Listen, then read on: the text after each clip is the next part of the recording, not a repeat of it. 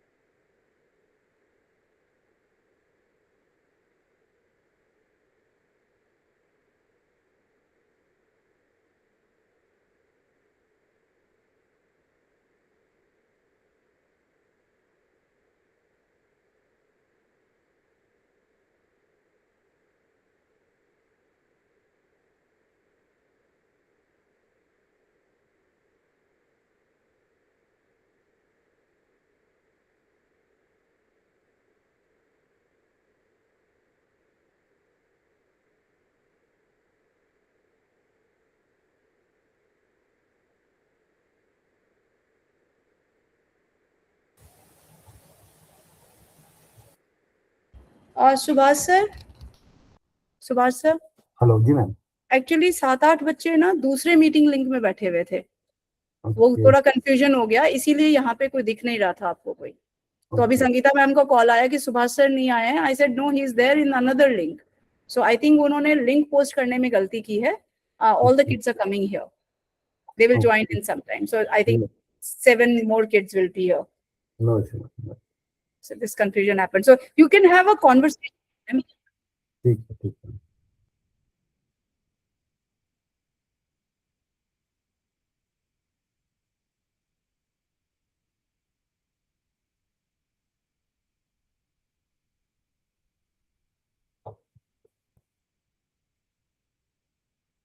Hello Yogita, आपने class yes sir. आपने मेरी क्लास अटेंड करी पहले? Yes sir. समझ में आ रही मेरी क्लास आपको? हाँ सर। अच्छी लग रही है? क्या चेंजेस आप चाहते हो इसमें, कैसे हम इसको और चेंज करेंगे? नहीं सर, सब अच्छा है। सब अच्छा है। हाँ। थोड़ा जनरल सा आंसर है ये, ठीक है। सर आपने इन लोगों को देखा है क्या? कैमरा ऑन करके आप लोगों ने आपने इनको देखा है कभी भी? नहीं? अच्छा, सारे बच्चे एक बार कैमरा ऑन करेंगे बेटा, एक बार कैमरा ऑन करेंगे। हाँ, सारे बच्चे कैमरा ऑन करेंगे। योगिता, अमृता, नैतिक, निरंजन, प्रथमेश, उज्जवल, दानेश्वरी, सब लोग जल्दी से कैमरा ऑन करेंगे। सर को देखना है, सर दिल्ली में बैठ के आपको पढ़ाते हैं। और आप लोग कहाँ से हो, जल्दी से सर को बताओ। किस गांव से जुड़ते हो आप लोग? उज्ज्वला, दानेश्वरी, बहुत इंपॉर्टेंट है। शिल्पा, सुनील, नम्रता, उज्जवल। हाँ, अब जल्दी जल्दी आप लोग अपने बारे में सर को बताओ। अपना एक एक परिचय दे दो फटाक से सर को, and then sir class start कर देंगे। योगिता, आप अपने से शुरू करो। सर मेरा नाम योगिता पवार है, मैं धुले से आती हूँ। अच्छा, वेरी गुड। अच्छा, नैतिक अपने बारे में बताओ। अब पूछना नहीं पड़ेगा ना, आप बताओ, जिसका कैमरा ऑन है फटाफट बताओ अपने बारे में। नैतिक बताओ। सर मैं नैतिक हूँ, नैतिक हिदवकर, और मैं मुंबई से बिलोंग करता हूँ।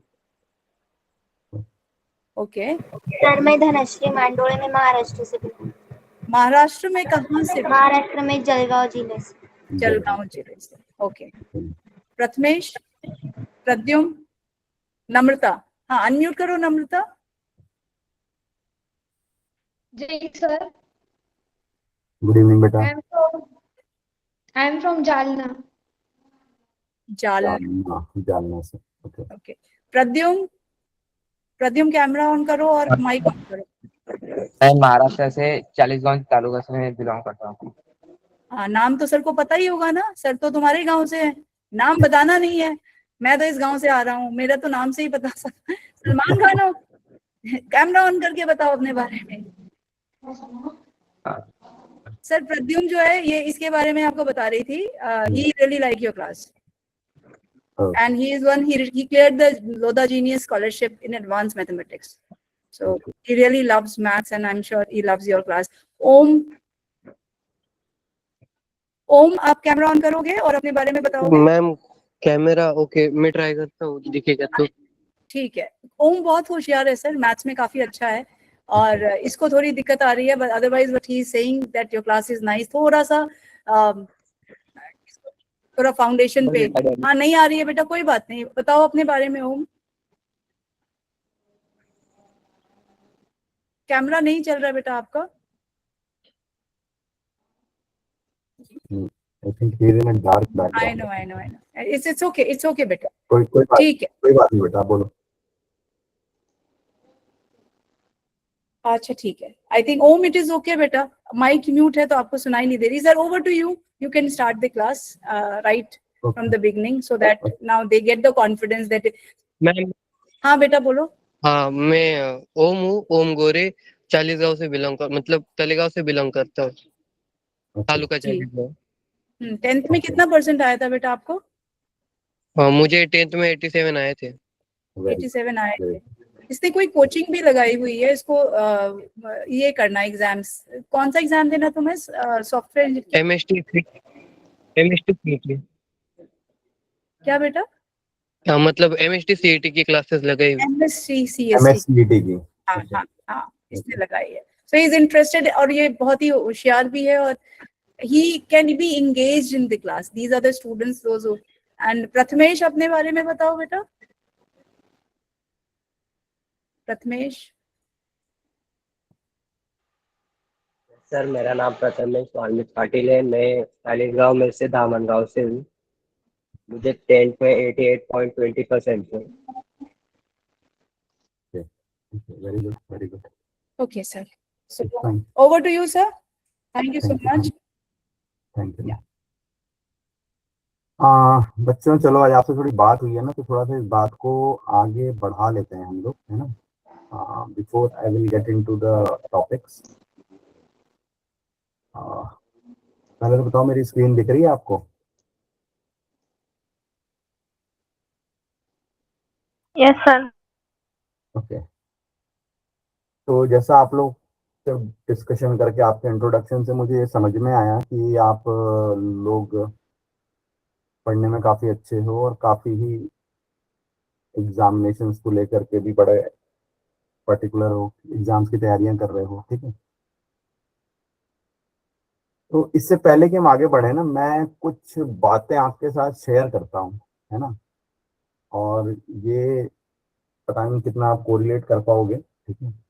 और इसमें कोई भी मिर्च मसाला नहीं है, राइट। तो मतलब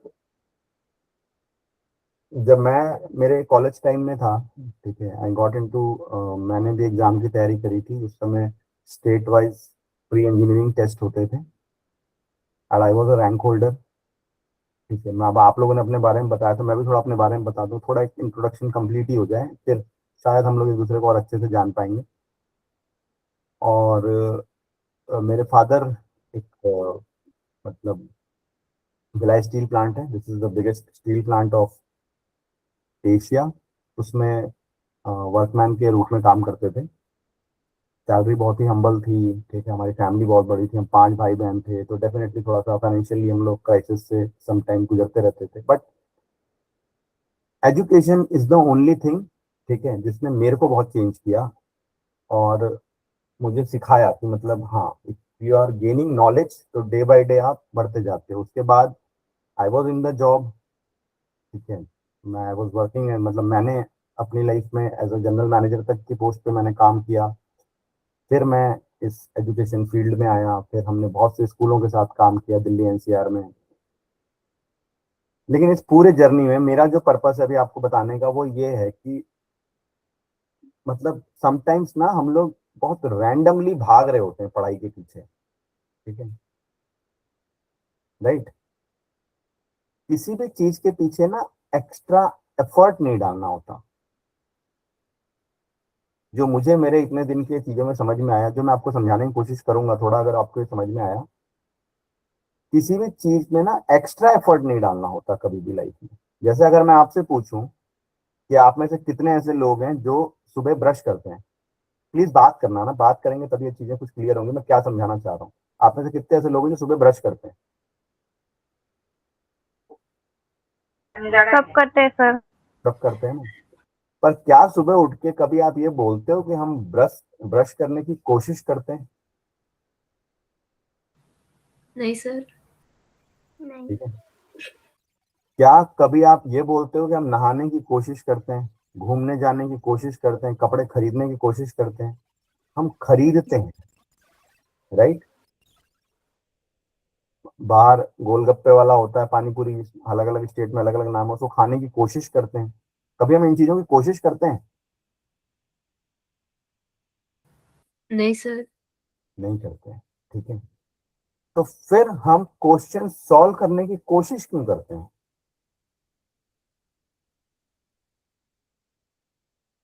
राइट। मैं जो आपको बोलने, जब मैं जो समझाना चाह रहा हूँ थोड़ा सा डीप है, लेकिन इसको प्लीज समझो, क्योंकि आज इंट्रोडक्शन पार्ट हुआ है तो मैं चाह रहा हूँ कि ये चीज क्लियर हो। मैं हर क्लास में ये चीज समझाता हूँ अपने बच्चों को, अपने स्टूडेंट्स को, एंड बिलीव मी, बच्चे मेरे से बड़े दिल से जुड़ते हैं, और जो जो जुड़े हैं वो आज बहुत अच्छी अच्छी जगह पे पहुंचे, ठीक है। उन्होंने आईआईटी ज्वाइन करी है, सब ज्वाइन करा, और वो आज बहुत अच्छा कर रहे हैं, ठीक है। स्वामी विवेकानंद का नाम सबने सुना है? Yes yes sir. सर। उनका स्कूल डेज का एक ट्रू स्टोरी है कि एक बार उनको स्कूल में क्वेश्चन दिए गए, ठीक है। मैं आपको दो स्टोरी सुनाऊंगा और फिर मैं आपको बताऊंगा इस कोशिश वर्ड से मैं आपको क्या समझाना चाह रहा हूँ, और फिर मैं थोड़ी अपनी लाइफ की स्टोरी बताऊंगा ताकि हम पूरे चीज को कोरिलेट करें, और फिर मैं आपसे फिजिक्स पे भी आऊंगा। आज वो सारा मैटर हम लोग क्लियर करेंगे। तो स्वामी विवेकानंद को उनके स्कूल टीचर ने 14 क्वेश्चन दिए, स्वामी विवेकानंद को नहीं, मतलब पूरी क्लास को दिए। 14 क्वेश्चन दिए मैथ्स के कि भैया इसको कल सबको सॉल्व करके लाना है, ठीक है।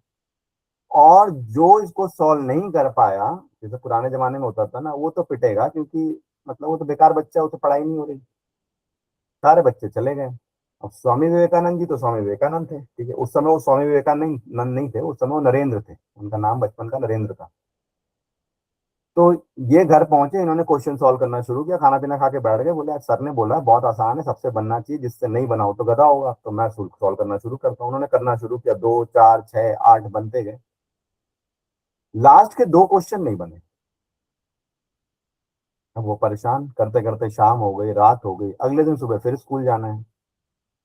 तो रात में उन्होंने ये डिसाइड किया कि भाई अगर ये सवाल सूर्योदय होने के पहले मुझसे नहीं बना तो मैं अपने इस जीवन को समाप्त कर लूंगा, क्योंकि मैं तो बेकार बच्चा हूं। सर ने बोल ही दिया इससे नहीं बना हो गधा है, तो गधा होके मैं जीवन नहीं गुजार सकता, मेरा जीने का कोई हक नहीं है। और वो अगली सुबह तक लगे रहे, लगे रहे, लगे रहे, ठीक है।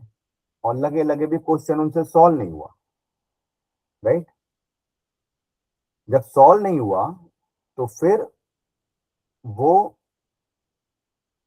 सूर्योदय होने का आ गया, तो फिर वो बाहर निकले घर के, बोले कि यार अब मेरे को खत्म करना है, अपना जीवन में सॉल्व नहीं करना। वो एकदम निराश होके और सूर्य भगवान की तरफ ऊपर आसमान में उन्होंने देखना शुरू किया, और अचानक उनको ऐसे क्लिक किया दिमाग में कि यार मेरे को सोल्यूशन मिल गया क्वेश्चन का। और फिर वो वापस पेन पेपर लेके बैठे और उनसे वो दोनों क्वेश्चन सॉल्व हो गए, और वो खुश हो गए, खुशी खुशी स्कूल गए। उन्होंने टीचर को 14 क्वेश्चन का सॉल्यूशन दिखाया, और टीचर उस जमाने में बड़े इमोशनल होते थे। उनके टीचर ने उनको गले से लगा लिया, बोला भाई तूने तो कमाल कर दिया। बोले ये जो आखिरी के 2 क्वेश्चन हैं ये तो most difficult question of maths है, जो मेरे से भी नहीं बन रहे। तूने वो भी सॉल्व कर दिया, राइट। ऐसी एक और स्टोरी है। आपको फील्ड अवार्ड के बारे में पता है? फील्ड अवार्ड क्या होते हैं? नहीं सर। जैसे आपका नोबेल प्राइज होता है ना, तो नोबेल प्राइज आपका फिजिक्स, केमिस्ट्री, बायोलॉजी के लिए दिया जाता है, मेडिसिन के लिए दिया जाता है, राइट। वैसे ही मैथ्स का भी एक प्राइज होता है इंटरनेशनली, जिसको फील्ड अवार्ड बोलते हैं। बहुत अच्छे मैथमेटिशियंस को दिया जाता है, ठीक है। तो एक बार कैम्ब्रिज यूनिवर्सिटी में एक क्लास चल रही थी, प्रोफेसर क्लास ले रहे थे मैथ्स के, और उन्होंने बोर्ड पे दो ऐसे, आपको पता होगा मैथ्स में कुछ अनसॉल्व्ड क्वेश्चंस होते हैं जो पूरी दुनिया में सर्कुलेट होते रहते हैं, जो किसी से नहीं सॉल्व हुए, और बहुत सारे उसको स्टूडेंट सॉल्व करते हैं। तो जो बेस्ट ब्रेन्स जो होते हैं दुनिया के, वो उसको सॉल्व करते हैं। तो एक स्टूडेंट क्लास में आया, लेकिन वो बहुत लेट आया। जब वो क्लास में आया तो ऑलमोस्ट क्लास खत्म हो चुकी थी, और सर ने ऐसे ही दो अनसॉल्व्ड क्वेश्चन बोर्ड में लिखे थे, ठीक है, और बोर्ड में लिख के उन्होंने छोड़ दिया था। उन्होंने बोला कि यार साहब, दो क्वेश्चन हैं जो अनसॉल्व्ड क्वेश्चन ऑफ मैथ्स है, जो किसी से नहीं बने। लेकिन जब सर ये समझा रहे थे, तब वो बच्चा क्लास में नहीं था, वो क्लास के बाहर था, और वो एकदम दौड़ता भागता, एकदम जब क्लास खत्म हो गई तब वो क्लास में घुसा। तब तक ये सारी बातें क्लास में हो चुकी थी, खाली बोर्ड पे वो दो क्वेश्चन लिखे हुए थे। फिर उस बच्चे ने वो दो क्वेश्चन देखा, और उसको लगा कि ये होमवर्क है, सर ने असाइनमेंट दिया है, उसने नोट कर लिया और वो चला गया। और जब वो सॉल्व करने लगा, उसे लगा यार सर ने बड़ा टफ असाइनमेंट दिया, बन ही नहीं रहा, बन ही नहीं रहा करके वो 3-4 दिन 5 दिन लगा रहा, हफ्ता 10 दिन में उससे वो दोनों क्वेश्चन बन गए। और उसने अपने असाइनमेंट की फाइल ले जाके सर को सबमिट करी। जब सर ने असाइनमेंट चेक किया तो सर ने उसको बुलाया, बोला भाई ये दो क्वेश्चन तूने तेरे से कैसे हो गए? बोला सर आपने तो दिया था असाइनमेंट में। सर ने बोला बेवकूफ, तेरे को पता नहीं तूने अनजाने में क्या कर दिया, तूने वो दो unsolved mysteries of math solve कर दी जो बड़े बड़े जीनियस से सॉल्व नहीं हुई। और उसके बाद उस आदमी को, मैं उसका नाम भूल गया, he was a mathematician of, Swedish mathematician थे वो, उनको उसके लिए फील्ड अवार्ड मिला। आप में से कोई मुझे बता सकता है वो दो क्वेश्चन उनसे क्यों सॉल्व हो गए?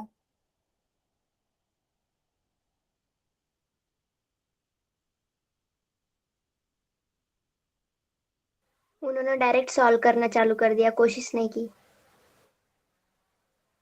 क्योंकि उनको लगा ये असाइनमेंट है। उनको, अगर उनको पता होता ना कि ये वो दो क्वेश्चन है जो बड़े बड़े मैथमेटिशियन से नहीं बने, तो उनसे भी सॉल्व नहीं होता। सेम वैसे जैसे स्वामी विवेकानंद को ये बताया गया कि यार ये तो बहुत इजी क्वेश्चन है, तो उनको लगा कि भाई इजी क्वेश्चन मेरे से कैसे नहीं बन रहा है, तो दिमाग ने अपना पूरा 100% जोर मारा। एंड बिलीव मी, आप जो सोचते हो ना आपके दिमाग के बारे में, उससे 10 गुना ज्यादा ताकतवर है आपका दिमाग।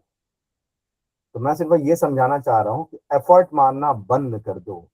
हमारे हमारा इंडिया इन मामलों में बहुत रिच है, और वो हमें, जो हमारे पुराने वेद पुराण हैं, ठीक है, जिस पर आजकल बहुत रिसर्च चल रही है, वो हमें ये सिखाता है कि डोंट डू एफर्ट्स, हो जाओ, ठीक है, बोलते हैं ना भक्ति में खो जाओ। भगवान की पूजा मत करो, भगवान के अंदर समा जाओ, एकदम घुस जाओ, तो भगवान आपके हो गए, ठीक है। वैसे ही पढ़ाई के लिए भी है, क्वेश्चन सॉल्व करने की कोशिश करोगे तो क्वेश्चन नहीं बनेगा, ठीक है। यार आप पढ़ाई करना चाहते हो, पढ़ाई से अपना फ्यूचर बनाना चाहते हो, लेकिन हम क्या होते हैं ना, हम लोग बड़े टेक्निकल हो गए हैं लाइफ में। हमें MHCET की तैयारी करनी, हमें IIT की तैयारी करनी है, हमें इसकी तैयारी करनी है, राइट। हम लोग बड़े टेक्निकल से अपने टर्म यूज करने लगे। फिजिक्स में खो जाओ, उसके बाद मुझे बताओ कि फिजिक्स ना बनती हो। क्वेश्चन का सॉल्यूशन क्वेश्चन खुद आपको बताएगा आके कि मैं ऐसे सॉल्व होऊंगा, पहले उसमें डूबो तो, ठीक है। तो किसी भी चीज को ना करने की कोशिश मत करो, वो चीज बन जाओ, राइट। आपके घर में आपके फादर मदर हैं, वो आपसे प्यार करने की कोशिश नहीं करते, वो आपसे प्यार करते हैं जनरली, ठीक है। आप फिजिक्स सॉल्व करने की कोशिश मत करो, फिजिक्स सॉल्व करो, ठीक है। उसमें कभी गलतियां भी होंगी, कभी नहीं भी बनेगा, कभी घर में प्यार में झगड़े भी होते हैं, कभी पापा मम्मी डांट भी देते हैं, कभी वो प्यार ज्यादा करते हैं, कभी गिफ्ट भी देते हैं, हर चीज होगी, वो फिजिक्स में भी होगी ना, उसको एक्सेप्ट करो, उससे लड़ो मत। उसको ये मत बोलो कि ये मेरे से नहीं बन रहा, ना ना वो बनेगा, उसकी बेइज्जती ना करो। आपके घर वाले आपको डांटते हैं, सब करते हैं, लेकिन कभी बेइज्जती नहीं करते। करते हैं क्या? समझाते हैं, सब कुछ करते हैं, लेकिन आपको कभी इंसल्ट नहीं करते। वैसे आप क्वेश्चन की इंसल्ट मत करो, ये बोल के कि ये नहीं बनता मेरे से, बेकार है ना, बेकार नहीं है वो अच्छा है, वही आपके काम आने वाला है। तो सवाल को बोलते हैं ना, चीजों को देखने का नजरिया बदलो, ठीक है, सोच बदलो। ऐसा बोला जाता है, बहुत अच्छा शेर है कि नजर बदलो तो नजारे बदल जाते हैं, सोच बदलो तो सितारे बदल जाते हैं, ठीक है। तो सोच को बदलने की कोशिश करो, क्वेश्चन को देखने का पैटर्न चेंज करो, पढ़ने का तरीका बदलो। उसके बाद मुझे बताओ अगर नहीं समझ में आ रही हो फिजिक्स तो, या कोई भी सब्जेक्ट। मेरी 2 सब्जेक्ट में बहुत अच्छी एक्सपर्टाइज है, फिजिक्स और मैथ्स दोनों में। मेरे पढ़ाए बच्चों ने मैथ्स ओलंपियाड भी क्लियर किया हुआ है, IIPM जैसे, और फिजिक्स में भी IIT में सेलेक्ट हुए हुए, ठीक है। दोनों में मेरी इक्वल कमांड है। तो मैं आपको सिर्फ ये समझाना चाह रहा हूँ कि हम भी जब पढ़ते थे ना, हम भी बड़ा लड़ते थे, भिड़ते थे क्वेश्चन से कि यार ये नहीं बन रहा, नहीं बन रहा वाला थॉट लेके जाओगे तो नहीं बनेगा। थॉट ये लेके जाओ कि बनेगा, कैसे बनेगा, right. Focus on the fundamental more than just solution. इस पे फोकस मत करो कि इसका सॉल्यूशन कैसे आएगा। सॉल्यूशन तो गूगल पे सारा अवेलेबल है, फ्री में अवेलेबल है, क्वेश्चन डालो, स्कैन करो, सॉल्यूशन बता देता है। लेकिन फोकस आपको इस पे करना है कि मुझे कैसे समझ में आएगा। कुछ बातें समझ में आई या ज्ञान ज्यादा हो गया? समझ में आ गया सर। ठीक है। मैं जब भी फिजिक्स पढ़ाता हूं तो मैं हमेशा एक चीज जरूर बोलता हूं कि फिजिक्स फील करने की चीज है, समझने की नहीं है। इसे दिमाग से नहीं पढ़ा जाता, दिल से पढ़ा जाता है। हर एक चीज आपकी बॉडी फील करती है, सेंसेशन आपकी बॉडी फील करती है, वो इमेजिनेशन आप क्रिएट करते हो स्लो मोशन में। मैं जैसे अभी आपको क्वेश्चन सॉल्व करके दिखाऊंगा, हर चीज को हम लोग स्लो मोशन में ब्रेक डाउन करते हैं और क्वेश्चन अपना सॉल्यूशन खुद बताता है। वो खुद बताता है यहाँ पे ये इक्वेशन लगेगा, लगा ले, राइट। तो मेरे तरीके से एक बार फिजिक्स को देख करके देखो, ठीक है, आपको डेफिनेटली बहुत फायदा होगा। पढ़ने के तरीके बदलो। हमारा पढ़ने का तरीका क्या है मैं बताऊं? क्लास अटेंड किया, अगर आप मेरे से डिफर कर रहे हो तो मुझे टोक देना कि नहीं सर आप गलत बोल रहे हो। आपने क्लास अटेंड किया, मेरी रामायण आपको सुनने में बहुत अच्छी लगी, आपने बोला जी हमें सब समझ में आ गया, आप सीधे क्वेश्चन पे जंप कर गए। अब हम क्वेश्चन सॉल्व करते हैं, ये हमारे फॉर्मूले हैं, इसके बेसिस पे हम क्वेश्चन सॉल्व करते हैं, और क्वेश्चन आपसे नहीं बने। फिर आपने डिक्लेयर कर दिया जो टीचर पढ़ाने पढ़ाया हमें समझ में नहीं आया, राइट। क्या हम ऐसे ही पढ़ते हैं?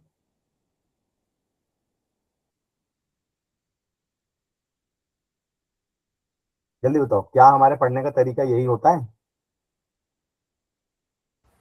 हाँ सर। अब मुझे बताओ पढ़ने का सही तरीका क्या है, आपको पता है?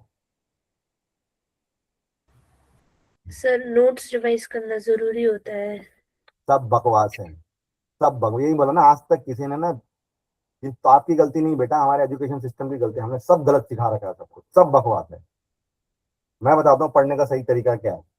इसको हम बोलते हैं, हमारी भाषा, मैंने इसको एक नाम दिया है, ठीक है। ये मेरी बड़ी फेमस थ्योरी, जो मेरे बच्चे पढ़ते हैं ना, मेरे को चिढ़ाते भी कहीं कहीं, 1 पेज वाले सर आ गए। इसको मैं बोलता हूँ 1 पेज थ्योरी, ठीक है ना। 1 पेज थ्योरी का मतलब क्या है मैं आपको समझाता हूँ। सपोज करो आपने सर्कुलर मोशन पढ़ा, जो पढ़ रहे हैं उसी की बात करेंगे। आपने सर्कुलर मोशन पढ़ा, ठीक है, आपने क्लास किया, आपने नोट्स बनाए, आपने नोट्स रिवाइज कर लिए, सब कर लिया। उसके बाद आप क्या करो, ठीक है, कि आप एक सिंगल पेज लोगे, एक पेज। हो सकता है आपके सर्कुलर मोशन के नोट जो है 10 पेज में हो, 12 पेज में हो, ठीक है, आपको एक पेज लेना है। आपके पास कोई बुक नहीं होनी चाहिए, कुछ नहीं होना चाहिए, एक पेज और एक पेन। फिर आप अज्यूम करो कि आप टीचर हो और आप दूसरे को पढ़ा रहे हो, और आपके पास सिर्फ वो एक पेज अवेलेबल है, और आपको पूरा सर्कुलर मोशन उस एक पेज में एक्सप्लेन करना है विद क्वेश्चन। हर चैप्टर को पढ़ने के बाद, हर दिन, हर टॉपिक, मैं तो बोलता हूं हर टॉपिक को पढ़ने के बाद ये एक्सरसाइज करो। अगर आपने एक पेज में एक्सप्लेन कर लिया, इसका मतलब वो चैप्टर आपको आता है। अगर नहीं कर पाए तो आपको दोबारा शुरू से समझने की जरूरत है, ठीक है। इस 1 पेज थ्योरी को फॉलो कर लो, ठीक है। आपको बता रहा हूं ट्रैप नंबर 1, जिसमें नहीं फंसना है हमें, नोट्स को रिवाइज करना बकवास है। कोई नोट्स और रिवीजन की जरूरत नहीं होती। 1 पेज थ्योरी को फॉलो करो, नोट्स आपके साथ साथ चलेगा। ट्रैप नंबर 2, ठीक है, डायरेक्टली क्वेश्चंस पे जंप करना बकवास है, ठीक है। लर्निंग कर्व आपको पता है क्या होता है? नहीं सर। मैं आपको ये सब बेटा एक्चुअली दिक्कत क्या है ना कि हम सीधे सब्जेक्ट पे कूद जाते हैं। ये सब चीजें बचपन में सिखानी चाहिए बच्चों को, क्लास 5th 6th में, तब बच्चा समझेगा। ये है आपकी लर्निंग और ये है टाइम के बीच का ग्राफ है, वो ऐसा बनता है। ठीक है, ये है लर्निंग ग्राफ। आ रही बात समझ में? जी सर। ठीक है, तो ये लर्निंग ग्राफ हमें क्या बताता है? लर्निंग ग्राफ हमें बताता है, यार एक्चुअली मेरे साथ क्या दिक्कत है ना कि मैं इन सारी क्लासेस में जूम पे रहता हूँ, जूम पे बड़ा मैं कंफर्टेबल हूँ, तो इस पे भी हो जाऊंगा 1-2 क्लास में और। ठीक है, हाँ। लर्निंग कर्व जो होता है, दिख रहा है ना, मेरी स्क्रीन दिख रही है ना? Yes yes sir. सर। ये जो आपका एरिया है ना, ये मैं नहीं बता रहा हूँ ना, ये मेरा कर्व नहीं, मैंने नहीं दिया है, ये साइकोलॉजिस्ट देते हैं। ये बहुत, आप जाके गूगल पे ढूंढोगे तो भी मिल जाएगा आपको, लर्निंग कर्व बोलते हैं इसको। ठीक, इसको हम बोलते हैं फ्रस्ट्रेशन जोन। और लर्निंग कर्व का मतलब खाली फिजिक्स केमिस्ट्री मैथ्स बायोलॉजी इससे नहीं है। लाइफ की किसी भी चीज को, कभी लैंग्वेज सीखने जाओगे, कुछ सीखने जाओगे, काम सीखने जाओगे कोई नया, आपका शुरुआत में आपको टाइम ज्यादा लगता है, लर्निंग कम होती है। इनिशियल टाइम पे बहुत फ्रस्ट्रेशन होता है। जैसे आप एससी वर्मा उठाओगे, क्वेश्चन नहीं बनेंगे, फिर उठाओगे, फिर नहीं बनेंगे, 4 घंटे में 2 ही क्वेश्चन बनेगा। होता है ना, फिजिक्स में कई बार होता है कि आपके 4 घंटे में 2 ही क्वेश्चन बन रहे हैं। राइट, समझ में आ रही बात? बहुत फ्रस्ट्रेशन होती है, जरा गुस्सा आता है खुद पे, क्या कर रहे हैं यार, कितना पढ़ रहे हैं, 2 ही क्वेश्चन बन रहे हैं, बेकार है यार। ठीक है, वो दिक्कत नहीं है, वो पैटर्न है आपके ब्रेन के समझने का। दिस इज ह्यूमन डिजाइन, हम डिजाइन भी वैसी हैं, हम वैसे ही समझेंगे। आप लाख कोशिश कर लो, आपको ये फ्रस्ट्रेशन जोन क्लियर करना पड़ेगा। एंड एक और बेस्ट पार्ट बताता हूं, ये जो एंड पॉइंट है ना, ये एकदम जो थोड़ा सा से उठ रहा होता है, ठीक है, इसको बोलते हैं डेथ वैली। डेथ वैली का मतलब ये होता है कि 99% लोग यहाँ पे गिव अप कर देते हैं। एकदम एंड पे आ गया, नहीं हो रहा यार, बहुत कोशिश कर लिया, वो गिव अप कर देते हैं। और आज के जो दौर में तो ये चीज ज्यादा बढ़ गई है, इनफैक्ट 99.9 हो गया होगा अभी। ठीक है, 99% लोग यहाँ पे गिव अप करते हैं। क्यों गिव अप करते हैं? क्यों? अरे बहुत हो गया यार।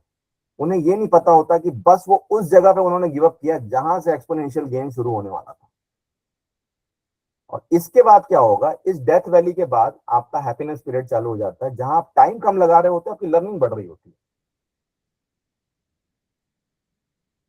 राइट, हम क्या करते हैं, हमारे यहाँ पे जब सेंटर पे हम पढ़ाते हैं ना, बच्चों को एससी वर्मा देके छोड़ देते हैं।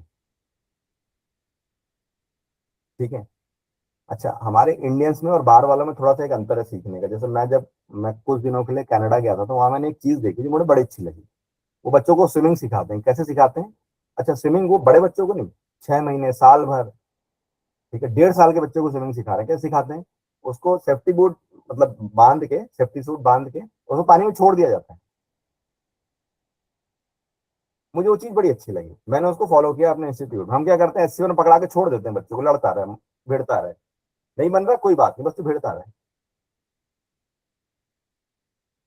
ठीक है, वो थोड़े दिन, 2 दिन, 4 दिन, 6 दिन, जिस दिन वो इस डेथ वैली को क्रॉस कर जाता है, सारे क्वेश्चन बन रहे होते हैं, उसका उसकी फिजिक्स अच्छी होगी, उसका उसको मेरी जरूरत नहीं है। ठीक है, ये फंडामेंटल स्ट्रक्चर ऑफ हमारा ब्रेन है, यही नहीं पता हमको। हमारा लर्निंग प्रोसेस क्या है ह्यूमन का, वही नहीं पता हमको। हम लगे पड़े हैं, मतलब ना अपनी अपनी थ्योरी बनाता है हर इंसान यहाँ पे। रिवीजन 10 बार होना चाहिए। क्यों होना चाहिए 10 बार रिवीजन? यार क्या मतलब फंडामेंटल है इसमें, मुझे बताओ, समझाओ जरा मुझे। वी आर स्टडिंग साइंस, हम साइंस के स्टूडेंट हैं, और साइंस ही को हम लोग डिफाई करने की कोशिश कर रहे हैं, साइंस को ही चैलेंज कर रहे हैं। अरे जो हमारा बॉडी का प्रोसेस है उसी को तो फॉलो करोगे। ठीक है, आपका दिमाग जिस हिसाब से डिजाइंड है उसी को तो फॉलो करोगे। राइट, आप बोल रहे हो नहीं जी मुझे तो एक दिन में समझ में आना चाहिए। अच्छा, बच्चा क्या करता है, आपको क्वेश्चन दिया, आपने क्वेश्चन सॉल्व किया, आपसे क्वेश्चन नहीं बना, इतना सस्ता हमारा यहाँ डेटा कनेक्शन है, तुरंत बच्चे ने गूगल मारा, सोल्यूशन देख लिया। आपका दिमाग कहाँ से डेवलप हुआ, मुझे ये समझाओ ना। बच्चे को ये लग रहा है कि मुझे तो फिजिक्स आ गई, मेरे से तो क्वेश्चन बन गया। आपसे नहीं बना, इल्यूजन क्रिएट कर दिया हमारे दिमाग ने। हमारे दिमाग ने एक इल्यूजन क्रिएट कर दिया कि भाई तेरे से क्वेश्चन बन गया, लेकिन जब मेन एग्जाम में जाओगे बनेगा नहीं। अभी 2 दिन पहले सीबीएसई का रिजल्ट आया है। ठीक है, सबसे खराब नंबर बच्चों के फिजिक्स में ही आए हैं। फिजिक्स नहीं बन रही बच्चों की। तो क्या आप ये समझ रहे हो कि मैं क्या समझाना चाह रहा हूं आपको?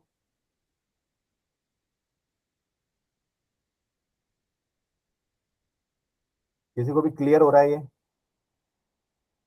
आप रिवीजन बार बार करके ना, एक ही चीज का रिवीजन करके हम उसमें परफेक्ट हो जाते हैं। आप नए क्वेश्चन के साथ जूझो, लगे रहो, नहीं बनता कोई बात नहीं, फिर भी जूझते रहो, फिर वो डाउट्स लेकर के आओ, फिर उनको सॉल्व करेंगे हम लोग साथ में बैठ के। यहाँ पे आप मेरे साथ सॉल्व करोगे तो मैं आपसे सॉल्व करवाऊंगा, वो चीज मैं खुद नहीं करूंगा। स्लोली स्लोली आप इस फ्रस्ट्रेशन फेज को पार करोगे, ठीक है। और मेरे हिसाब से, एक्सपीरियंस से, मैंने जो टाइमलाइन निकाली है वो है 90 डेज की। 90 दिन में ये फेज क्रॉस हो जाता है फिजिक्स में। उसके बाद आपसे सब कुछ खुद बन रहा होता है। हमारी जरूरत आपको कम पड़ती है, हमारी जरूरत खाली आपको क्वेश्चन प्रोवाइड करने के लिए पड़ती है, राइट। तो आई होप कि मैंने आपको ये समझाया होगा कि कैसे करना है। पहली चीज, फिजिक्स बिना फील किए पढ़ रहे हो तो फिजिक्स नहीं पढ़ रहे हो, आप टाइम पास कर रहे हो, ठीक है। दूसरी चीज कि रूटीन पढ़ने के तरीके जो बचपन से सीखे हो उसको साइंटिफिकली चैलेंज करो और अपने नए तरीके बनाओ, राइट। तीसरी चीज, टॉपिक में पढ़ा रहा हूँ उसको समझते जाओ। अच्छा, इसमें एक चीज और है, मैं एक चीज और ऐड करूंगा अभी। क्या ये बातें समझ में आई जो मैंने जो भी समझाई अभी तक? Yes sir. Yes sir. किसको किसको ये जो है कि बकवास करिए थोड़ी देर तक, है ना, किसको किसको बकवास अच्छी लगी? नहीं सर, बकवास यस नहीं, सर, बहुत बहुत अच्छा था। इम्पोर्टेंट है। देखो, मैं हर चीज मैं समझाता हूँ। मतलब मेरे क्लास में बड़ा होता है, हम लोग एक राउंड खेलते हैं हमारी क्लास में, हम यहाँ पे भी खेलेंगे, क्विज खेलेंगे आपके साथ, सब कुछ करेंगे, ठीक है। तो वो हम सारी चीजें आपके साथ करेंगे। लेकिन जैसे मैं अब आपको बता रहा हूँ क्या करते हैं वहां पे, हम कोई भी एक टॉपिक ले लेते हैं अदर देन फिजिक्स, कुछ भी, है ना। जैसे एक बार हमने टॉपिक ले लिया था कि भूत होते हैं कि नहीं, राइट। और उस पर हम डिस्कशन साइंटिफिकली करेंगे, राइट। तो उससे पता चलता है कि कितने आपके बिलीफ सिस्टम है और कितना एक्चुअली आपको साइंस का नॉलेज है। और ऐसे डिस्कशन कर करके कर आप बिलीव करोगे, हम लोग हफ्ते में एक दिन ये चीज करते हैं और हमारा मतलब बच्चे अच्छा, बड़ा अच्छा मेरे को इसका रिजल्ट मिल रहा है। इसको हम लोग बोलते हैं इनडायरेक्ट लर्निंग। हर चीज डायरेक्ट फिजिक्स की किताब पढ़ के समझ में नहीं आ रहा। कुछ चीजें ना आपका दिमाग, डिस्कशन से आपके दिमाग के ढक्कन खुलते हैं, आप नए साइंटिफिक जोन में एंटर करते हो। वो सब मैं आपको यहाँ भी करवाऊंगा, मैं धीरे धीरे चीजें इंप्लीमेंट करूंगा, राइट। बट पहली जो चीज है, जो सबसे इंपॉर्टेंट बात है कि यार हमें एक दूसरे को साथ में मजा आना चाहिए। पहले तो आप ये बताओ, आपको मेरे साथ मजा आना शुरू हुआ या नहीं हुआ? आप तो 2-3 क्लासेस हो गई हैं।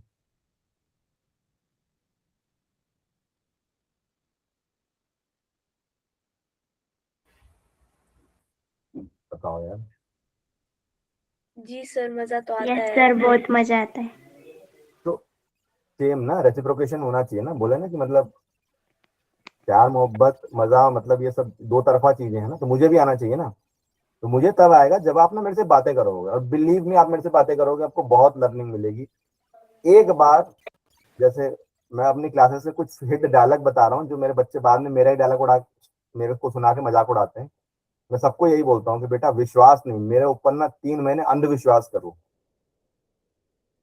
और उसके बाद मैं आपको प्रूफ करके दिखाऊंगा कि देखो आपकी फिजिक्स पहले से 10 गुना ज्यादा अच्छी हो चुकी है। 3 महीना मेरे ऊपर अंधविश्वास करो, राइट। तो मैं आपको भी यही बोलूंगा, 3 महीना अंधविश्वास करो और खुल के बातें करो हर टॉपिक पे। अच्छा, एक और चीज जो मुझे मैम ने फीडबैक दिया था, मैं कोशिश कर रहा था बट वो पीडीएफ अभी है नहीं मेरे डेस्कटॉप पे, मैं देखता हूँ शायद मेरे मोबाइल में होगी। मैंने आपका सिलेबस देखा है, ठीक है, और एग्जैक्टली हम वही पढ़ रहे हैं जो आपके बुक में दिया हुआ है, हम कुछ भी अलग नहीं पढ़ रहे हैं, राइट। इनफैक्ट जो आपकी बुक की थ्योरेटिकल पार्ट है हमने मेजरली वही कवर किए हैं अभी। बहुत ज्यादा मैंने क्वेश्चंस अभी प्रैक्टिस कराए नहीं है। आज मैं आपको एक डीपीपी भेज रहा हूँ, पहली डीपीपी हमारी, ठीक है। जो अभी तक हमने जो पढ़ा है उसके ऊपर कुछ क्वेश्चन है, छोटे क्वेश्चन, एकदम फॉर्मूला बेस्ड क्वेश्चन जो मैंने अभी भेजे। फिर धीरे धीरे हम लोग अपना लेवल बढ़ाएंगे। Is it okay with you?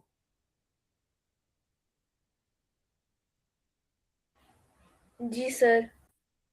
दूसरी चीज ये होती है कि हम लोग हमेशा एक, हम लोग ना 2-3 क्लास के होने के बाद में अब हम लोग एक परमिशन लेते हैं, मतलब हमारे सेंटर पे तो हम एक लेटर साइन कराते हैं बच्चों से, बट आपसे मैं यही परमिशन ले लेता हूँ वर्बली, कि ये हम लोग डन कर रहे हैं कि अगले 3 महीने हम एक दूसरे के साथ टाइम लगाएंगे, okay? Yes sir. Yes sir. तो Yes, sir. तो इसमें कुछ मतलब आप क्लास मिस नहीं करोगे, नहीं सर। राइट? और मैं अपना पूरा एफर्ट लगाऊंगा, ठीक है। मैं आपको कुछ एनिमेशन दिखा के सर्कुलर मोशन समझाऊंगा, धीरे धीरे आपको हर क्लास में कुछ नया मिलेगा। लेकिन मेरी कुछ डिमांड है सर। पहली डिमांड, एक तो वो जो मैंने आपको आज सिखाई 1 पेज थ्योरी, इसको आप फॉलो करोगे, यस सर। राइट? प्लीज करके देखो, अमेजिंग रिजल्ट। मैंने खुद अपने ऊपर ट्राई किया हुआ था, जब मैंने 1 पेज थ्योरी बनाई थी जब मैं कॉलेज में था, ठीक है। और मैंने हर चैप्टर के नोट्स, आप बिलीव नहीं करोगे, ठीक है, मैं मैकेनिकल इंजीनियर हूं, तो हमारा एक सब्जेक्ट था मैन्युफैक्चरिंग प्रोसेस, उसके हर चैप्टर के नोट्स मैंने एक पेज में बनाए हुए थे। आप बिलीव करोगे, मेरी नोटबुक मेरे प्रोफेसर ने ले ली थी कि भाई ये मेरे को चाहिए।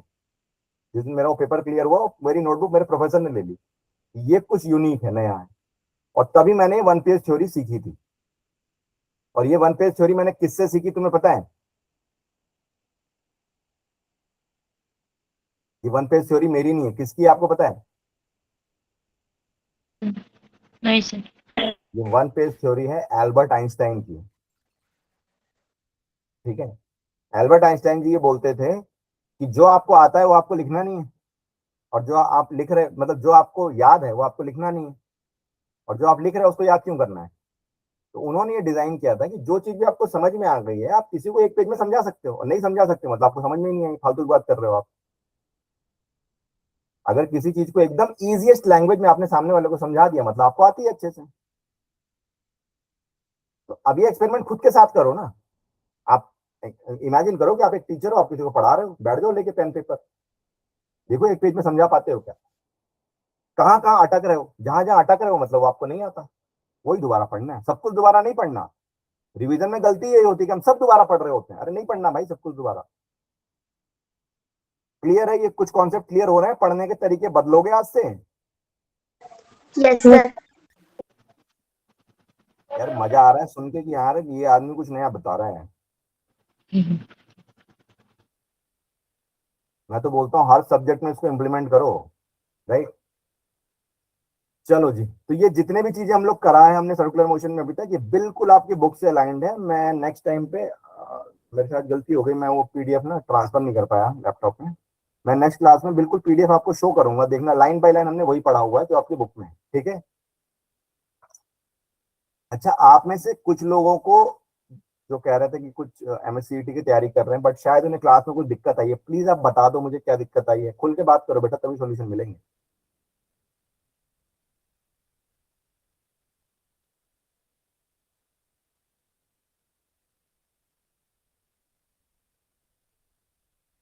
किसी को भी कोई इशू है तो बात कर सकता है कि सर आपने वो पढ़ाया था, वो पर्टिकुलर चीज समझ में नहीं आई, या स्पीड ज्यादा लगी, या थोड़ा स्लो कर लो, जो भी हो। चलो, हमने टर्न टेबल तक किया था, मैं आज आपको बता रहा हूँ, ठीक है। Rotating drum, right?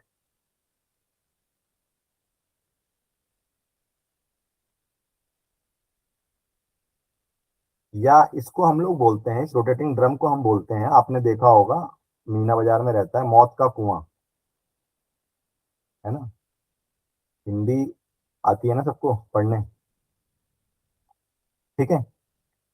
जैसे मान लो मैं आपको इसको ऐसे समझाता हूँ, इस डायग्राम को मैं रीड्रॉ करता हूँ यहाँ पे।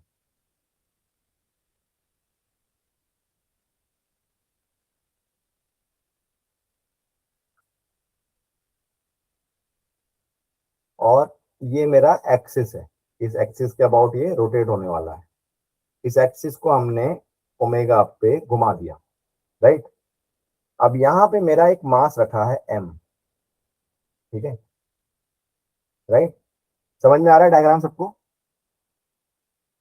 जी sir. Yes sir. Sir yes sir. क्या आप मुझे बता सकते हो इसमें कौन कौन से फोर्सेस लगेंगे?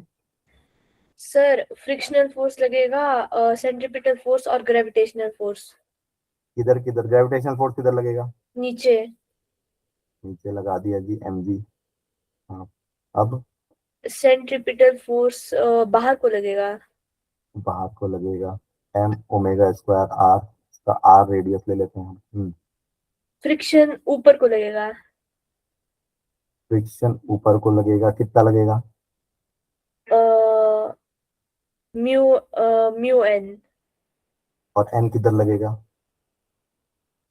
एन पॉइंट ऑफ जो कांटेक्ट है ड्रम के सरफेस के साथ उसके ऑपोजिट। इधर, है ना, वेरी गुड, ठीक है। और ये हो गया म्यू एन, बिल्कुल सही है, ठीक है। अब देखो,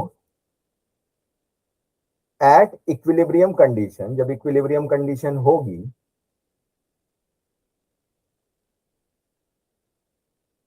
तो आपका जो एन है वो एम ओमेगा स्क्वायर आर के बराबर होना चाहिए। ये एक्स एक्सिस के फोर्स है, दोनों बराबर होंगे आपस में।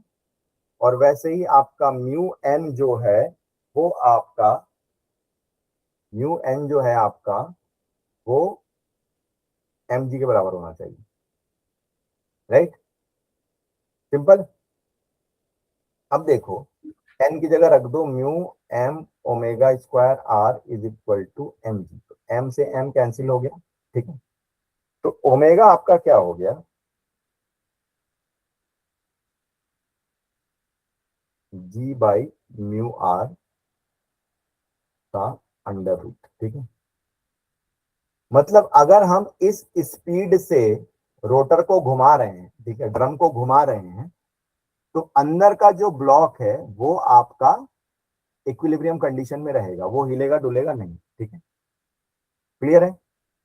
अगर हम इस स्पीड से घुमा रहे हैं तो अंदर का ब्लॉक आपका इक्विलिब्रियम कंडीशन में रहेगा, राइट। अब ये जो आपका omega under root G by mu R हो गया, ठीक है, समझ में आया। तो यहाँ पे दो चीजें क्लियर हैं। एक चीज तो ये कि मान लो जैसे होता क्या है, आपने देखा होगा मीठा बाजार में कि अंदर एक लड़का खड़ा होता है और ड्रम को घुमाते हैं जोर से और उसके नीचे से पेडेस्टल को खोल देते हैं। अब वो लड़का ड्रम से चिपका रहता है तो मौत का कुआं हो जाता है। तो वो, अब देखो यहाँ पे एक चीज देखो कि वो लड़का खड़ा हो या आपका कोई मांस रखा हो, वो मांस 1 किलो का हो, 2 किलो का हो या 100 किलो का हो, कोई फर्क नहीं पड़ता, क्योंकि ओमेगा जो है वो आपका मास पे डिपेंड ही नहीं करता, राइट। तो आप हल्का मास रखो भारी मास रखो, आपको इसी मतलब under root G by mu R से आप उस ड्रम को घुमाओगे तो वो ड्रम आपका इक्विलिब्रियम कंडीशन में रहेगा। मतलब जो मास है वो वॉल से चिपक जाएगा, नीचे गिरेगा, right. Is this clear to all of you? जी सर। ठीक है, तो इसमें हम स्क्रीनशॉट ले पाते हैं क्या? यस। तो आप स्क्रीनशॉट लेते जाना एक एक स्लाइड पे, जो मैं आपको समझाता जा रहा हूँ, फिर आपके नोट्स एक साथ आ जाएंगे, ठीक है। हाँ। वैसे मैं ग्रुप में अपडेट करके आपको भेज भी दूंगा पूरा नोट्स, ठीक है।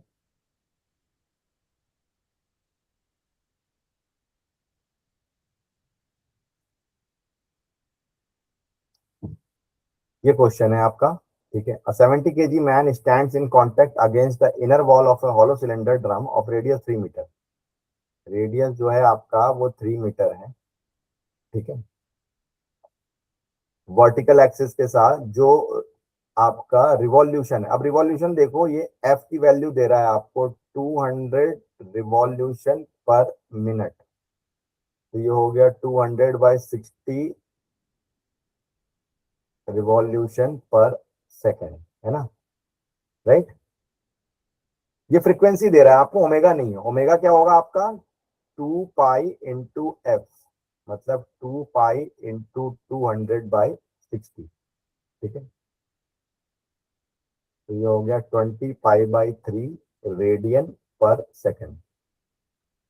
म्यू की वैल्यू आपको दे रहा है 0.15, आपसे ओमेगा बोल रहा है, ओमेगा होगा under root G by mu R, ठीक है।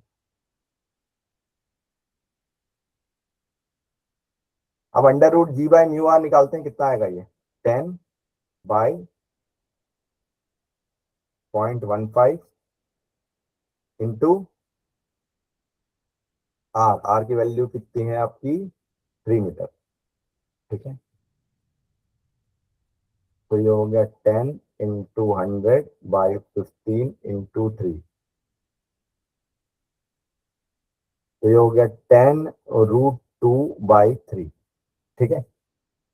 ये ओमेगा आया। और आपका जो एक्सिस से इसका रिवॉल्यूशन दिया है वो आपको ऑलरेडी पता है, ठीक है। तो आप चेक कर लो कि क्या ये इक्विलिब्रियम कंडीशन है या नहीं, ठीक है। हमारा इक्विलिब्रियम कंडीशन का ओमेगा इतना होना चाहिए 10√2/3, और जो एक्चुअली उसको घुमा रहे हैं वो 20π/3 पे घुमा रहे हैं। तो हमें ये चेक करना पड़ेगा कि कौन सी वैल्यू आपकी ज्यादा आ रही है। तो 10√2 मतलब 10 इंटू 1.41/3, तो 14.1/3, 4.7, ठीक है, रेडियन पर सेकेंड। और अगर आप 20π/3 को करोगे तो कितना हो जाएगा, 20 इंटू 3.14/3, ठीक है। तो ये ओमेगा ज्यादा ही आ रहा है ना, this will be greater than 4.7। तो इसका मतलब हम 4.7 जो हमारे रिक्वायर्ड स्पीड है इससे तेज होना चाहिए, या तो 4.7 हो या 4.7 से तेज हो, तब तो इक्विलिब्रियम कंडीशन में है, अदरवाइज नहीं है, ठीक है। तो इससे तेज ही है, ये वाली वैल्यू जो है ये 4.7 से ज्यादा आएगी, राइट कि नहीं आ रही? Yes sir. समझ में आया क्वेश्चन? जी सर। सबको समझ में आया?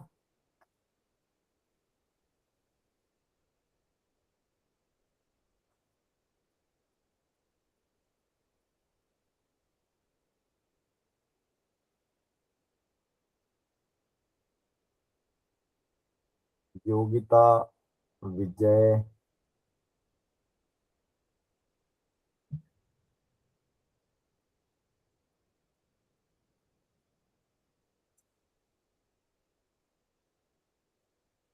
राइट, चलो आगे चलते हैं।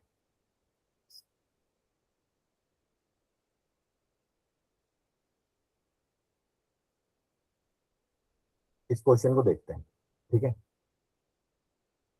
अब ये क्वेश्चन मल्टी कॉन्सेप्ट क्वेश्चन बोलते हैं ऐसे क्वेश्चन को हम लोग, ठीक है। अभी जो क्वेश्चन देखा था वो डायरेक्ट फॉर्मूला बेस्ड क्वेश्चन था, अब ये थोड़ा सा मल्टी कॉन्सेप्ट क्वेश्चन है, राइट।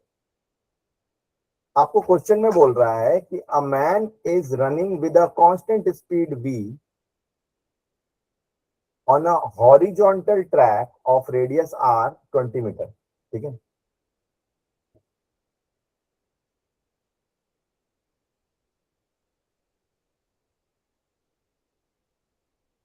ऐसा एक ट्रैक है, इसका जो रेडियस है 20 मीटर है, ठीक है। और यहाँ पे एक आदमी दौड़ रहा है, राइट। उसकी स्पीड जो है वो है 10√5 मीटर पर सेकेंड। अब बोल रहा है at one position a man launches a stone in the space, यहां से वो हवा में स्टोन फेंका, ठीक है, and catches it on the diametrically opposite point, मतलब दौड़ते दौड़ते यहां से उसने ऐसे फेंका, स्टोन इधर आया, और वो दौड़ते दौड़ते यहां से इधर आया और उसने वही स्टोन वापस कैच कर दिया, ठीक है। तो आपको बोल रहा है कि अगर मान लो स्पीड ऑफ लॉन्च इसकी 4k है तो k की वैल्यू क्या होगी। क्वेश्चन समझ में आया क्या?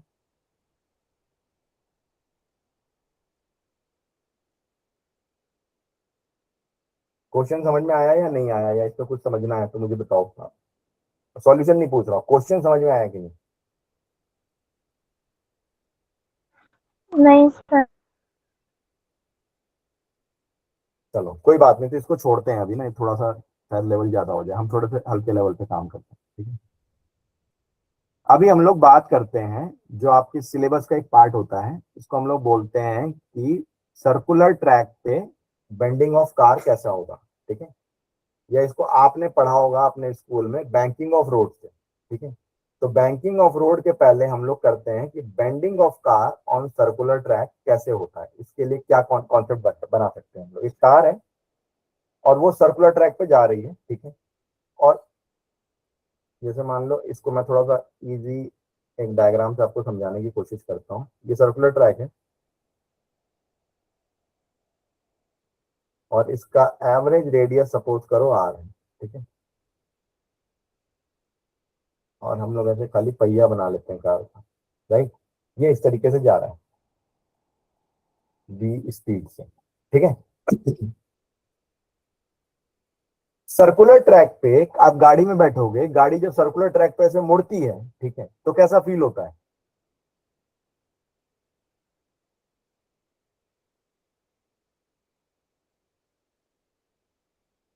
बताओ।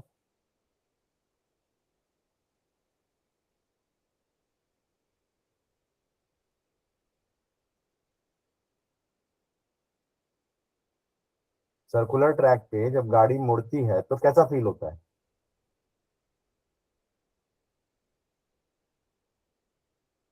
ऐसा लगता है ना हम बाहर की तरफ गिर रहे हैं, हाँ right?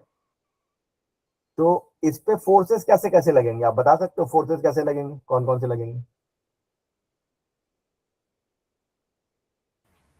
Sir centripetal force, friction और ग्रेविटेशनल फोर्स और नॉर्मल। तो सेंट्रीपिटल फोर्स हमेशा अलोंग द रेडियस लगता है बाहर की तरफ, तो सेंट्रीपिटल फोर्स इधर लगेगा mv²/r, ठीक है? फ्रिक्शन इसके अपोजिट अंदर की तरफ लगेगा, इसको स्मॉल f बोल देते हैं हम लोग, ठीक है? अब आप बोलोगे सर गाड़ी तो आगे जा रही, फ्रिक्शन पीछे लगना चाहिए। यहाँ पे दो फ्रिक्शन लग रहे हैं, पीछे भी लग रहा होगा फ्रिक्शन, लेकिन उसकी हमको जरूरत नहीं है यहाँ पे। हम तो बात कर रहे हैं जब वो रेडियस पे मुड़ रहा है, टर्निंग पे कोई यू टर्न है, कुछ है, गाड़ी मुड़ रही है, तो गाड़ी बाहर की तरफ जा रही है, किसके कारण? सेंट्रीपिटल फोर्स के कारण। अब सेंट्रीपिटल फोर्स को रोकने के लिए फ्रिक्शन फोर्स अंदर की तरफ लगेगा, गाड़ी गिर थोड़ी जाती, पलट थोड़ी जाती है हमारी। मान लो खाली mv²/r लग रहा है, अंदर की तरफ कोई फोर्स नहीं लग रहा, तो गाड़ी तो पलट जाएगी ना। जिस डायरेक्शन में भी हमको नेट फोर्स मिल गया उस डायरेक्शन में मोशन हो जाता है, यही तो बोलता है आपका न्यूटन सेकंड लॉ, ठीक है? तो अंदर की तरफ फ्रिक्शन लग रहा होगा, राइट? अच्छा, और क्या लग रहा है? नीचे की तरफ आपका mg लग रहा है वर्टिकली डाउनवर्ड, और ऊपर की तरफ आपका नॉर्मल फोर्स लग रहा है, ठीक है? तो n जो होगा वो mg के बराबर होगा, और स्मॉल f यानी कि फ्रिक्शन फोर्स mv²/r के बराबर होगा, और फ्रिक्शन फोर्स की वैल्यू आपकी म्यू n के बराबर होगी, और n की वैल्यू mg के बराबर है। m से m कैंसिल हुआ तो v² आपका हो गया म्यू आर जी के बराबर, या v की वैल्यू हो जाएगी √म्यू आर जी के बराबर, ठीक है? समझ में आ रही बात? जी सर। ये हमारा क्रिटिकल वेलोसिटी बोला जाता है। अगर आपकी वेलोसिटी इससे ज्यादा हो गई तो आपकी गाड़ी पलट जाएगी, ठीक है? अरे हाँ ना बोलो, समझ में आ रहा है नहीं आ रहा है? आ रहा है सर।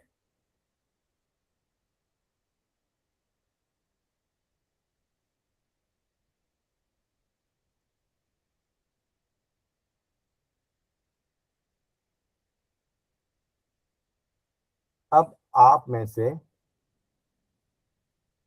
मुझे कौन बताएगा कि इसमें क्या गलती है? आप बोलोगे सर कोई गलती नहीं, हमने तो किताब में भी यही पढ़ा हुआ है ना?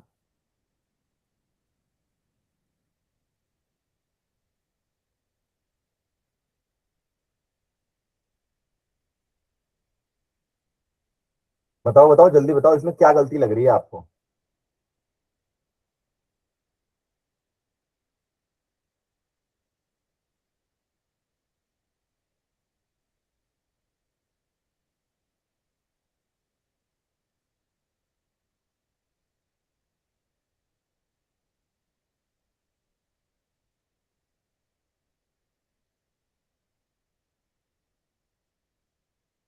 जो भी लग रहा हो आप बोलो तो मैं बताऊं फिर। सर थोड़ा टाइम लगेगा सोचने में। गुड, सोचो, कोई हड़बड़ी नहीं।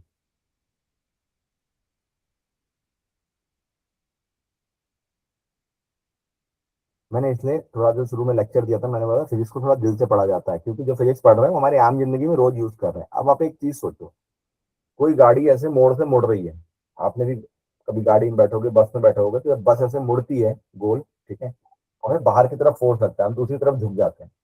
मैं बोल रहा हूँ कि अगर इससे ज्यादा स्पीड हो गई तो गाड़ी पलट जाएगी, राइट?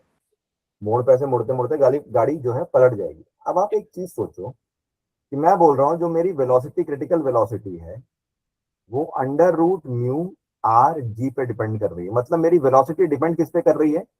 कोफिशिएंट ऑफ फ्रिक्शन पे, रेडियस ऑफ कर्वेचर पे, और जी पे। अब ये तीनों ही चीजों का लेना देना गाड़ी के साथ है क्या? नहीं सर। कोफिशिएंट ऑफ फ्रिक्शन सड़क की प्रॉपर्टी है, रेडियस जो है भैया सड़क का है, वो तो कितने कर्व में रेडियस बना हुआ है, मतलब कितने कर्व में सड़क बनी हुई है जी, सारी दुनिया के लिए सेम है। इसका मतलब क्रिटिकल वेलोसिटी हर गाड़ी के लिए सेम है। इसका मतलब टर्निंग पे मैं फॉर्मूला 1 रेसिंग की कार को मोड़ूं या ट्रक को मोड़ूं, एक ही स्पीड से मोड़ सकता हूं। क्या ये पॉसिबल है?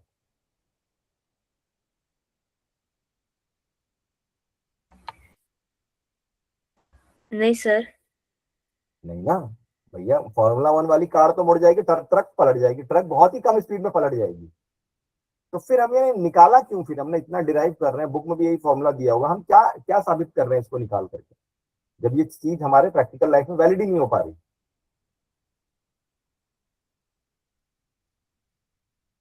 This case is valid for point mass only.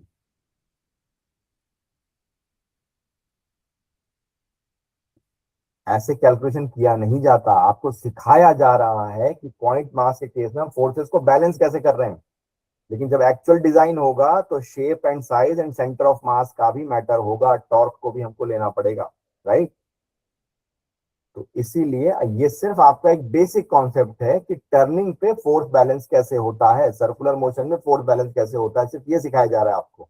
Is it clear? जी सर। ओके, तो बेटा आपका 1 आवर हो चुका है। आज थोड़ा सा इंट्रोडक्शन और कहानी में टाइम ज्यादा गया हमारा, बट कोई बात नहीं, हम इसे मेकअप कर लेंगे। नेक्स्ट क्लास में मैंने अभी तक जो हमने पढ़ा है उसके बेसिस पे एक डीपीपी दी है, मैं फिर से बोल दूं, इसे आप सॉल्व करोगे। नेक्स्ट क्लास में हम इसका आगे का पार्ट खत्म करेंगे और आपका सर्कुलर मोशन ऑलमोस्ट एंड हो जाएगा, ठीक है। और फिर हम लोग शुरू करेंगे horizontal circle, sorry vertical circle, ठीक है। अभी हम हॉरिजॉन्टल सर्कल के सारे केस खत्म कर लेंगे।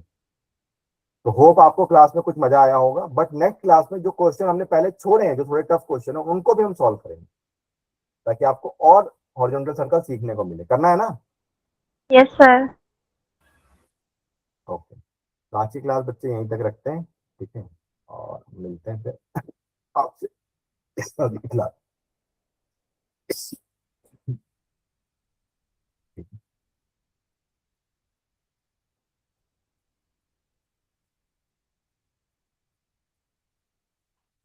Bye sir, good night. Good night बच्चे।